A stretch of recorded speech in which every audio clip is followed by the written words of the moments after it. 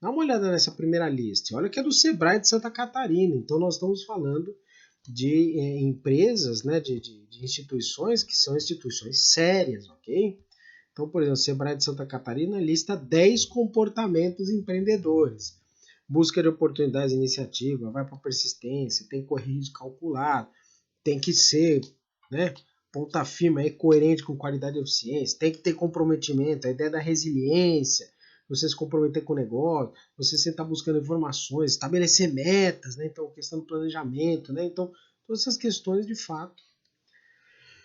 Sebrae Santa Catarina, hein? De fato, essas questões são muito relevantes. Mas o problema é que entra na lista. E sempre que a gente entra na lista, o que acontece? A gente esbarra no fator humano. O fator humano que eu posso até seguir aquela lista, mas hoje eu não estou tão bem. Hoje eu não estou tão animado. Hoje eu, puxa vida, queria fazer tal coisa. Puxa vida, hoje não tá legal.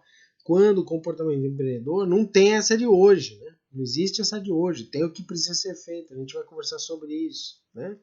Você quer ver de uma outra fonte confiável, tá? Confiável. Eu só estou trazendo fonte confiável para vocês aqui. Olha isso, fonte da Endeavor. Endeavor, ou seja, uma referência global em empreendedorismo, certo?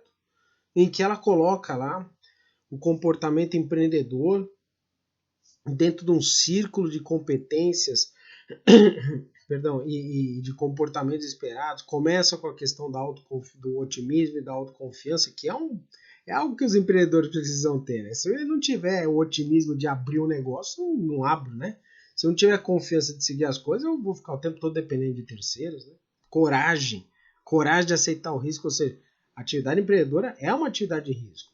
Seja para o empreendedor, seja para o investidor, seja para os colaboradores. Né? A gente já falou, inclusive, sobre o risco aqui, não falamos? Se lembra que eu comentei com vocês que, né, o empreendedor tem um risco porque ele tem variáveis de mercado, um funcionário de uma empresa ele tem um risco maior ainda porque ele não consegue controlar nada do assunto. Entre eu ter o controle de algumas variáveis, né, na atividade empreendedora, eu não tenho controle nenhum das minhas atividades, sempre tem alguém que controla minhas atividades. Quem é que está mais confortável aqui com o risco, para vocês terem uma ideia? Então, sim, o empreendedor tem que ter otimismo, ele tem que ter autoconfiança, ele tem que ter coragem para aceitar o risco, ele tem que ser protagonista daquela situação toda. É Endeavor que está falando, ok? Então, eu estou pesquisando só as fontes mais confiáveis possíveis. E aí, lógico, considerando que vai passar por perrengue, vai passar por situações, então a ideia, né, o conceito de resiliência e persistência, né? Então, esse conjunto aí de competências levam o empreendedor a assumir um papel aí dentro desse processo e a gente fica questionando. É lista também do mesmo jeito, né? A lista é lista. E aí, se eu seguir exatamente essa lista, esse computador resolve o problema? E aí eu jogo essa pergunta para você aí, que está me acompanhando, você aí, startupeiro que está acompanhando. Basta seguir aquela lista, lá está tudo resolvido? Será mesmo? Será que não tem as variáveis do mercado que a gente nunca vai descobrir? Será que não tem o comportamento da concorrência que a gente não consegue monitorar? Será que não tem uma mudança de comportamento social do ambiente que nós vivemos, da sociedade, que de repente eu não consiga lidar com a situação? De repente tem um político doido aí, tem uma Câmara aí dos vereadores, dos deputados doidos, que aprova uma lei aí do nada, eu tenho que sair me virando aí para sobreviver e adequar meu negócio a essa nova realidade. Olha a quantidade de variáveis, né, que estão previstas. Será que todas essas variáveis, perdão, elas estão previstas dentro dessas listas, né? Então aí, aqui tem uma seriedade nesse sentido. Mas ó, vamos lá, tem mais uma aqui, ó. Tá? Vamos dizer, ó, olha essa lista, Sebrae Nacional, 20 comportamentos, 20 comportamentos. Mentalidade de crescimento, proatividade, criatividade, ser persistente, né? Junto à resiliência, ser corajoso, flexível, resiliente, ali, ó, olha isso, ó. Então, a questão do otimismo, do ser proativo, de você ser líder, é sempre o seja, né? Sentido que, tem que ser você tem que se virar, se vira. Seja inovador, toca o pau aí para conduzir as coisas de uma maneira colaborativa e ética, né? Seja aprendiz, seja começando sempre o tempo todo. Aprendiz e ambicioso, os dois juntos, inclusive, né? Então, precisa de ser organizador e visionário. Sendo que na prática organizador é uma coisa, visionário é outra. Geralmente o visionário não é nada organizado, o cara organizado não necessariamente é o visionário. A autodisciplina, ela pode não ser a melhor das questões junto com o organizado. Né? Então, Ser proativo na busca por novos conhecimentos e habilidades. Já tinha repetido ser proativo antes, né? Seja persistente no desenvolvimento de suas habilidades. Já tinha falado de ser persistente. Sebrae Nacional. E é importante deixar claro, eu já fui estagiário do Sebrae, já, certo? Então eu confio no Sebrae. Eu gosto da instituição demais, top. Você que é empreendedor, sabe das ações do Sebrae. Quem vai ter coragem de questionar o Sebrae? Eu não vou questionar o Sebrae. Mas essa lista não ajuda. Qualquer lista não vai ajudar.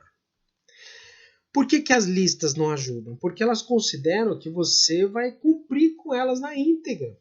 E que você não vai ter nenhum desafio a respeito disso. Quando, na verdade, na prática, as listas elas fazem pouco sentido, uma vez que eu estou lá convivendo na vida real, os boletos estão vencendo, o funcionário está reclamando, e mesmo assim eu estou sem dinheiro para pagar algumas coisas, e aí tem um conjunto de variáveis que estão alternando no mercado, e aí eu tenho, né, as coisas que precisam ser apresentadas aí de resultado, de vendas, minha família me cobrando. Eu estou conduzindo startup, eu tô discutindo você, né? Estou te apresentando, né?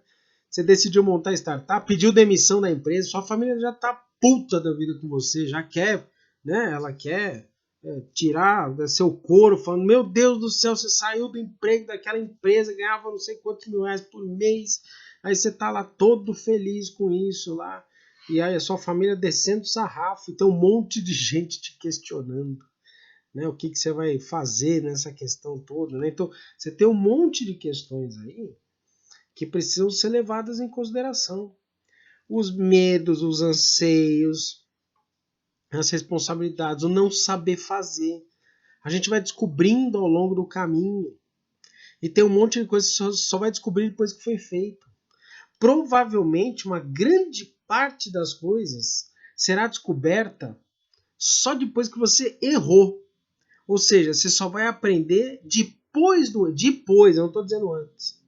Isso significa o quê? Que vai errar.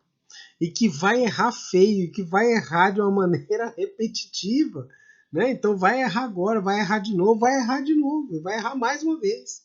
E amanhã também. E vai ter que aprender a lidar com a situação, porque tem coisas que você só vai descobrir depois que o erro ocorreu, certo?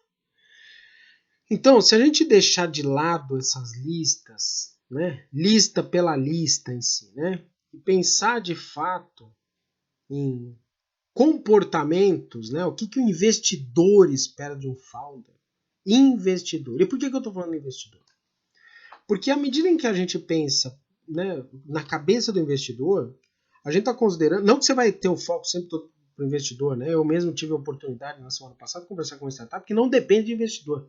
Ela faz sua própria captação, ela faz direcionamento, ou seja, uma startup bacana, bem direcionada, está com tração, está com desenvolvimento, capta seu próprio recurso. Né? E ela se vira lá sozinha. Ou seja, então o investidor é pessoa física, pessoa jurídica, muitas vezes não é nem um investidor institucional, né? Não é um investidor profissional de startups, ela faz a captação por métodos próprios. E é interessante que essa questão, você vê a startup, ela construiu um ambiente, mas aqui eu quero considerar o seguinte, se você partir da premissa, pedagogicamente falando, de que você tem que prestar contas para o investidor, é mais fácil. E eu, como professor, eu quero ensinar para vocês o caminho mais fácil. Quando você cria um método, né, quando você pensa em aspectos que você tem que prestar contas para aquele caminho que, teoricamente falando, é mais fácil você assumir, né, dentro de uma verdade, se você pensar, né, dentro da visão do que o investidor espera de um fundador, de um founder, é mais fácil você direcionar. Por quê? Porque o investidor, em tese, é aquele que está mais interessado no seu negócio e vai ser aquele que mais vai cobrar de você. Né? Além de você mesmo. E aí vem uma questão até comportamental. Você está preparado para ser empreendedor? Você está preparado para ser fundador? Né? Será que você assume essa responsabilidade, essa questão toda? Então, longe de falar listas, eu quero apresentar tópicos para você. De novo, longe de falar listas. Você não segue isso como verdade. Você pode refutar um deles, pode direcionar, mas pense como comportamentos. Tá?